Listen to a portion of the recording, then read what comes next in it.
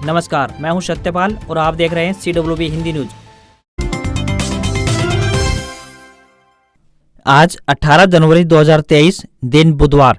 आइए सबसे पहले एक नजर डालते हैं न्यूज हेडलाइंस पर। इनकम टैक्स स्लैब में हो सकता है बदलाव, 2.5 लाख से बढ़ाकर 5 लाख रुपए हो सकते हैं टैक्स छूट की लिमिट। 60 रुपए प्रति लीटर वाले फ्लैक्स फ्यूल से दौड़ेंगी गाड़ियां। ऑटो एक्सपो में पहुंची एथेनॉल ब्लेंडेड फ्यूल वाली कार बाइक, इनका माइलेज भी है बेहतर। सैमसंग गैलेक्सी S23 अल्ट्रा 1 फरवरी को होगा लॉन्च। फ्लैगशिप फोन में मिलेगा 200 मेगापिक्सल का camera, full 8K video shoot कर सकेंगे आप। इस साल तैयार होंगे 5.4 लाख घर, ये 6 साल में सबसे ज्यादा। दिल्ली NCR में मिलेंगे बीते साल से दोगुने ready to move home. IBPS SO prelims results 2022-23। IBPS SO prelims exam का रिजल्ट हुआ जारी, IBPS.in पर जाकर चेक कर सकते हैं। अग्निवीर वायु का एडमिट कार्ड जारी, 18 से 24 जनवरी 2023 तक हो गया एग्जाम। 10वीं पास युवाओं के लिए रेलवे में निकली बम्पर वैकेंसी। 24 साल तक की उम्र के उम्मीदवार 29 जनवरी तक कर सकेंगे अप्लाई। नड्डा लोकसभा चुनाव तक भाजपा अध्यक्ष बने रहेंगे, जून 2024 तक बड़ा कार्यकाल। मोदी बोले चुनाव में 400 दिन बाकी, हर वोटर के दरवाजे तक पहुंचे। और अब खबरें विस्तार से। हरियाणा मौसम अपडेट। हरियाणा में शीतलहर व हार्ड कफा देने वाली ठंड से राहत नहीं, पाला जमने से किसानों को होने लगी चिंता। जानिए कैसा रहने वाला है मौसम का ताजा हाल। हरियाणा में ठंड का कहर लगातार बढ़ता जा रहा है, जिससे एक और जहां जनजीवन प्रभावित हो रहा है, वहीं दूसरी ओर लगातार 3 दिन से जम रहे पाले ने किसानों की चिंता बढ़ा दी है, क्योंकि लगातार पाला जमने से फसलों में नुकसान की संभावना बढ़ती जा रही है। हालांकि मौसम विभाग के अनुसार 19 जनवरी से रात के तापमान में बढ़ोतरी होगी, जिससे तापमान 4 से 5 डिग्री सेल्सियस ऊपर पहुंच सकता है। ऐसे में लोगों को कुछ दिन ठंड से राहत मिलेगी, वहीं पाला जमना भी बंद हो जाएगा। मैदानी राज्यों विशेषकर हरियाणा व दिल्ली NCR क्षेत्र में हिमालय की उत्तरी पश्चिमी ठंडी बर्फीली हवाएं धरातलीय सतह से करीब 1.5 किलोमीटर ऊंचाई पर चल रही है। हरियाणा व NCR दिल्ली में 18 जनवरी तक मौसम शुष्क बने रहने की संभावना है। वहीं 19 जनवरी से गंभीर शीतलहर से आमजन को राहत मिलने की संभावना बन रही है। ओल्ड पेंशन स्कीम पर दुष्यंत चौटाला का आया बड़ा बयान, कर्मचारियों को जानकर होगी खुशी। हरियाणा की गठबंधन सरकार में डिप्टी CM के पद पर आसीन दुष्यंत चौटाला की ओल्ड पेंशन स्कीम यानी OPS को लेकर बड़ी प्रतिक्रिया सामने आई है। उन्होंने कहा है कि OPS और NPS में मात्र 4% का ही फर्क है, क्योंकि 10% हम जमा करते हैं और वह 14% जमा करते हैं। दुष्यंत चौटाला ने कहा कि इस मामले को लेकर CM मनोहर लाल खट्टर से उनकी बातचीत हुई है। हमारी सरकार भी जल्द ही एक प्रस्ताव लाने के लिए तैयारी कर रही है कि हम NPS में ही इस 4% के अंतर को खत्म कर दें, ताकि इस स्कीम को बदलने की आवश्यकता ही नहीं पड़े। इससे कर्मचारियों को निश्चित तौर पर राहत पहुंचेगी। चौटाला ने कहा कि केंद्र सरकार के सामने भी वो इस मामले को उठा चुके हैं। राज्य में ई-टेंडरिंग प्रक्रिया को लेकर बवाल मचा रहे सरपंचों के मसले पर दुष्यंत चौटाला ने कहा कि यह एक विभाग के अधीन नहीं है। हमारी सरकार ने पंचायत फंड रिलीज करना शुरू कर दिया है और मेरी सभी नवनिर्वाचित प्रतिनिधियों से गुजारिश है कि विकास कार्यों के लिए इसका इस्तेमाल करना शुरू कर दें, ताकि तरक्की के पथ पर गाँव तेजी से अग्रसर हो सकें। उन्होंने बताया कि 25 लाख रुपए तक के टेंडर 7 दिनों में खुल जाएंगे। CBSE बोर्ड ने छात्रों को दी बड़ी सुविधा, डिजी लॉकर से होगा मार्कशीट और प्रमाण पत्र वेरिफिकेशन। केंद्रीय माध्यमिक शिक्षा बोर्ड यानी CBSE ने कक्षा 10वीं और 12वीं के छात्रों को एक नई सुविधा देने का निर्णय लिया है। अब इन छात्रों की मार्कशीट और प्रमाण पत्र का वेरिफिकेशन डिजी लॉकर से किया जाएगा। छात्र जब वेरिफिकेशन के लिए ऑनलाइन आवेदन करेंगे तो उनके डिजी लॉकर से ही मार्कशीट और प्रमाण पत्र की वेरिफिकेशन प्रक्रिया 24 से 48 घंटे में पूरी हो जाएगी। CBSE बोर्ड ने अपने बयान में कहा है कि यह सुविधा 2021-22 तक के 10वीं और 12वीं तक के छात्रों को मिलेगी। बोर्ड ने इस संबंध में सभी क्षेत्रीय कार्यालयों के लिए सभी स्कूलों को सूचित कर दिया है। अब आवेदन करने के 1 से 2 दिन में वेरिफिकेशन प्रक्रिया पूरी हो जाएगी। दक्षिण हरियाणा के किसानों के लिए अच्छी खबर, नौलपुर डिस्ट्रीब्यूटर से पटिकरा के पास कृष्णावती नदी में छोड़ा जाएगा पानी। दक्षिण हरियाणा के किसानों के लिए अच्छी खबर है, नौलपुर डिस्ट्रीब्यूटर से पटिकरा में स्थित कृष्णावती नदी में नहरी पानी छोड़ा जाएगा। इस लिफ्टिंग सिस्टम में करीब 28 लाख रुपए की लागत आएगी। इस कार्य का टेंडर हो चुका है। ये कार्य पूरा होने पर क्षेत्र के करीब 30 गाँव का जलस्तर ऊपर उठेगा और सिंचाई के लिहाज से यह योजना किसानों के लिए वरदान साबित होगी। यह प्रयास सामाजिक न्याय एवं अधिकारिता मंत्री ओम प्रकाश यादव के प्रयास से संभव हो पाया है। यही वजह है कि अब यहाँ भूमि जल स्तर का ग्राफ ऊपर उठ जाएगा। इससे इर्द गिर्द के लगभग 30 गांवों को इसका लाभ सीधा पहुंचने वाला है। जिन इलाकों में जल भराव की समस्या थी, वहां के लिए अलग से प्रोजेक्ट बनाए जा रहे हैं तथा जो इलाके डार्क जोन घोषित हो चुके थे, उनमें पानी लाने के लिए लगातार प्रयास किए जा रहे हैं। अब वे सभी फलीभूत होते दिखाई दे रहे हैं।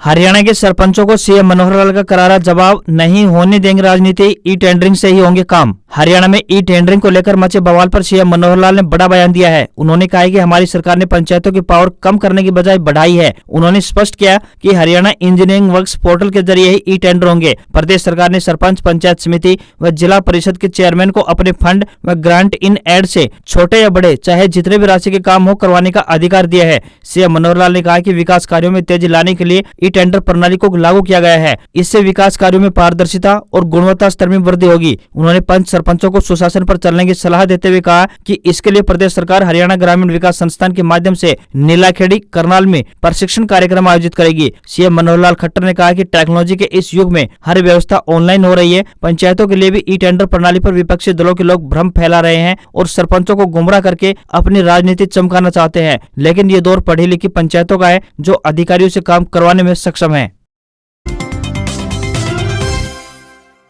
हरियाणा विद्यालय शिक्षा बोर्ड कक्षा 9वीं व 11वीं की हरियाणा विद्यालय शिक्षा बोर्ड के अध्यक्ष डॉक्टर वीपी यादव एवं सचिव कृष्ण कुमार ने संयुक्त रूप से बताया कि विद्यालय स्तर पर ली जाने वाली कक्षा 9वीं व 11वीं की वार्षिक परीक्षाएं 23 फरवरी से प्रारंभ होंगी। इन परीक्षाओं का तिथि पत्र बोर्ड की वेबसाइट www.bses.org.in पर अपलोड कर दिया गया है। उन्होंने आगे बताया कि कक्षा 9वीं की परीक्षाएं 23 फरवरी से शुरू होकर 14 मार्च तक तथा कक्षा 11वीं की परीक्षाएं 23 फरवरी से आरंभ होकर 22 मार्च 2023 तक चलेंगी। उन्होंने बताया कि दोनों ही कक्षाओं की परीक्षाएं एक सत्र में यानी प्रातः 8:30 बजे से लेकर 11:30 बजे तक संचालित होंगी। हरियाणा की सभी शुगर मिलों को 20 जनवरी को किया जाएगा बंद, भारतीय किसान यूनियन ने किया बड़ा ऐलान। भारतीय किसान यूनियन चढ़ोनी द्वारा 20 जनवरी को प्रदेश की सभी शुगर मिलों को बंद करने का ऐलान किया गया है। इस संबंध में मंगलवार को भारतीय किसान यूनियन की जिला स्तरीय बैठक जगाधरी अनाज मंडी में हुई। बैठक में स्थानीय शुगर मिल को बंद करने के लिए किसान नेताओं की ड्यूटियां लगाई गई है। यूनियन की प्रदेश स्तरीय बैठक में 20 जनवरी से राज्य के सभी शुगर मिलों को बंद करने का बड़ा निर्णय लिया गया है ताकि किसानों के प्रति उदासीनता का रवैया अपना रही सरकार की नींद खुल सके। यूनियन ने यह निर्णय सरकार द्वारा गन्ना मूल्य में वृद्धि नहीं करने के विरोध में लिया है। सभी किसान बंद वाले दिन यानी सुबह 10 बजे सरस्वती शुगर मिल का गेट बंद करेंगे। इसी तरह प्रदेश भर की सभी शुगर मिलों को बंद कर अनिश्चितकालीन आंदोलन चलाया जाएगा। जब तक सरकार गन्ना मूल्य वृद्धि नहीं करती है तब तक शुगर मिल बंद रहेंगे और कोई गन्ना पिरोई नहीं होगी। Haryana roadways jobs update, Hisar में आई अप्रेंटिसशिप पदों पर भर्ती। हरियाणा राज्य परिवहन विभाग हिसार ने विभिन्न अप्रेंटिस पदों पर भर्ती के लिए आवेदन आमंत्रित किए हैं। आपको बता दें कि यह भर्तियां कॉन्ट्रैक्ट आधार पर की जाएंगी। यह कॉन्ट्रैक्ट 1 वर्ष के लिए होगा। जो भी इन पदों पर आवेदन भेजने के इच्छुक हैं वह आधिकारिक वेबसाइट के माध्यम से अपने आवेदन भेज सकते हैं। आवेदन करने की अंतिम तिथि 22 जनवरी 2023 तय की गई है। इन पदों के लिए उम्मीदवार का 10वीं पास होना आवश्यक है। आवेदक संबंधित क्षेत्र में ITI धारक होने चाहिए। किसी भी वर्ग के उम्मीदवार को कोई भी आवेदन शुल्क जमा नहीं करना होगा। 10 साल पहले बना आधार कार्ड अपडेट करवाना जरूरी, PPP यानी परिवार पहचान पत्र कैंपों में लगाए जाएंगे विशेष आधार अपडेटिंग काउंटर। हरियाणा के मुख्य सचिव संजीव कौशल ने कहा है कि नागरिकों की सुविधा हेतु प्रदेश सरकार द्वारा परिवार पहचान पत्र यानी PPP शिविरों में आधार अपडेट करने के लिए विशेष काउंटर स्थापित किए जाएंगे। अधिकारियों को जल्द से जल्द ई दिशा केंद्रों पर आइरिस स्कैनर की उपलब्धता सुनिश्चित करने के निर्देश जारी कर दिए हैं ताकि आधार प्रमाणीकरण प्रभावी ढंग से किया जा सके। उन्होंने अधिकारियों को जिला मुख्यालय स्तर पर ऑनलाइन और ऑफलाइन दोनों ही तरह प्रशिक्षण शिविर आयोजित करने के लिए भी निर्देश जारी किए हैं। जिन नागरिकों के आधार कार्ड बने हुए 10 साल हो चुके हैं और जिन्होंने पिछले करीब 10 सालों में अपने आधार को अपडेट नहीं किया है, उन्हें सरकारी सेवाओं का लगातार लाभ उठाने के लिए पहचान के प्रमाण तथा पते के प्रमाण के वैध दस्तावेजों के साथ आधार अपडेट करके अपने आधार विवरण को फिर से सत्यापित करने की आवश्यकता होगी।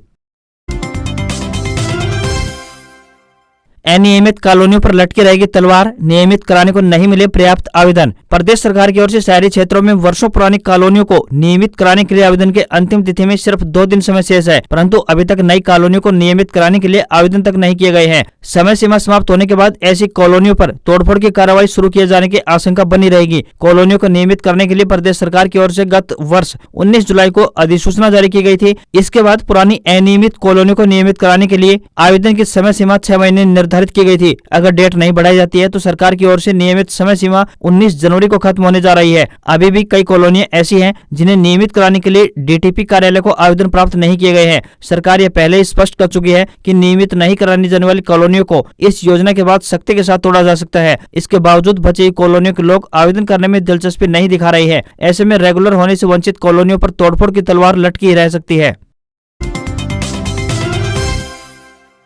एस्टेट 2022 में बायोमेट्रिक वेरिफिकेशन 30 व 31 जनवरी को HBSC ने दिया तीसरा मौका, इसके बिना अभ्यर्थियों का रिजल्ट नहीं होगा जारी। हरियाणा अध्यापक पात्रता यानी एस्टेट परीक्षा 2022 में शामिल हुए उन अभ्यर्थियों को शिक्षा बोर्ड ने एक और अवसर दिया है जो कि अभी तक बायोमेट्रिक वेरिफिकेशन नहीं करवा पाए हैं। बोर्ड ने इस वजह से उनका रिजल्ट रोका हुआ है। ऐसे अभ्यर्थी अब 30 व 31 जनवरी को 9 बजे से लेकर 5 बजे तक बोर्ड कार्यालय भिवानी में उपस्थित होकर IR, IS और बायोमेट्रिक वेरिफिकेशन प्रक्रिया पूर्ण कर सकते हैं। आपको यहाँ पर बता दें कि एस्टेट 2022 का आयोजन 3 व 4 दिसंबर 2022 को संपन्न किया गया था। इसका परिणाम 19 दिसंबर 2022 को घोषित किया जा चुका है। अभ्यर्थी 30 व 31 जनवरी को बोर्ड कार्यालय में अपना बायोमेट्रिक वेरिफिकेशन करा सकते हैं। वेरिफिकेशन के लिए अभ्यर्थी द्वारा अपना मूल पहचान पत्र एवं मूल प्रवेश पत्र यानी एडमिट कार्ड लेकर आना अनिवार्य होगा।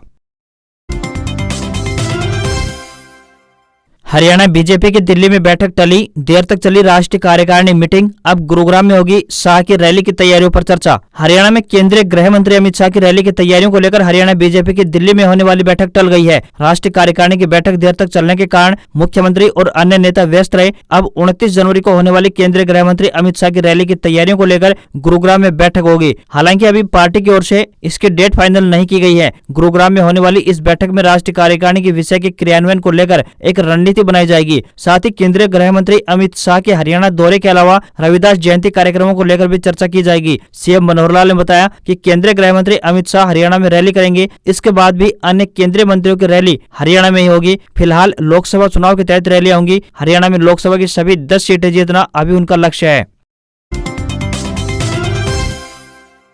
कैथल पहुंची चित्रा सरवारा का सरपंचों को समर्थन, बोली पंचायती राज संस्थाओं की शक्तियां कम करने में लगी है गठबंधन सरकार। आम आदमी पार्टी हरियाणा की उत्तरी जोन की संयोजक चित्रा सरवारा ने सरपंचों के लिए जारी किए गए ई टेंडरिंग को लेकर बड़ा हमला किया है। सरवारा ने कहा कि गठबंधन सरकार पंचायती राज संस्थाओं की शक्तियां कम करने में लगी हुई है। वह कैथल के चीका में कार्यकर्ताओं की बैठक लेने पहुंची थी। सरवारा ने कहा कि पंचायती राज संस्थाओं में राइट टू रिकॉल का कानून से पंचायती राज संस्थाओं की शक्तियां कमजोर होंगी। ऐसा करके सरकार चुने गए प्रतिनिधियों के अधिकार व क्षमता को एक षड्यंत्र के तहत घटाना चाहती है। सरकार चुने हुए प्रतिनिधियों के अधिकार व क्षमता घटा रही है। सरकार के नए फैसले के अनुसार चुने हुए प्रतिनिधि 2 लाख रुपए तक के विकास कार्य करवा पाएंगे। 2 लाख से ऊपर के विकास कार्य ई टेंडर के जरिए हो सकेंगे। यह जन प्रतिनिधियों की क्षमता को कम करना है। उन्होंने कहा कि सरकार को यदि राइट टू रिकॉल लागू करना है तो सबसे पहले लोकसभा व फिर विधानसभा में लागू करके दिखाए।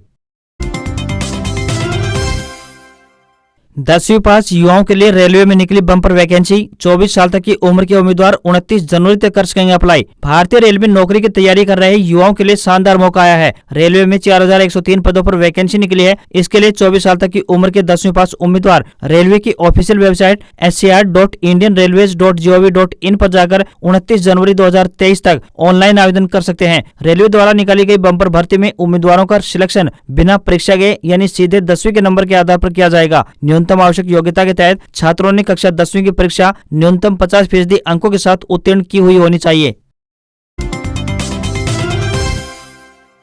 शेयर बाजार में शानदार तेजी। सेंसेक्स 562 अंक बढ़कर 60,655 पर बंद। निफ्टी 158 अंक चढ़ा। हिंदुस्तान यूनिलीवर टॉप गेनर रहा। भारतीय शेयर बाजार में हफ्ते के दूसरे कारोबारी दिन तेजी देखने को मिली है। सेंसेक्स 562 अंक बढ़कर 60,655 के स्तर पर बंद हुआ। निफ्टी 158 अंकों की तेजी के साथ 18,053 के स्तर पर पहुंच गया। तो वहीं सेंसेक्स के 30 शेयरों में से 22 में तेजी दिखाई दी। वहीं 8 शेयरों में गिरावट देखने को मिली। LT, Hindustan Unilever, HDFC bank, HCL take, TCS, Reliance, HDFC bank और ब्रिटानिया समेत निफ्टी 50 के 37 शेयरों में तेजी देखने को रही। वहीं सराफा बाजार की बात करें तो सराफा बाजार में सोने और चांदी में गिरावट देखने को मिली है। 24 कैरेट सोना 56,752 रुपए प्रति 10 ग्राम के स्तर पर बंद हुआ। चांदी की बात करें तो ये 68,661 रुपए प्रति किलोग्राम के स्तर पर पहुंच गई। रुपया डॉलर के मुकाबले 19 पैसे कमजोर हुआ है। 1 डॉलर का रेट 81 रुपए 77 पैसे के स्तर पर बंद हुआ। आज खबरों में बस इतना ही। देखते रहिए CWB हिंदी न्यूज। नमस्कार।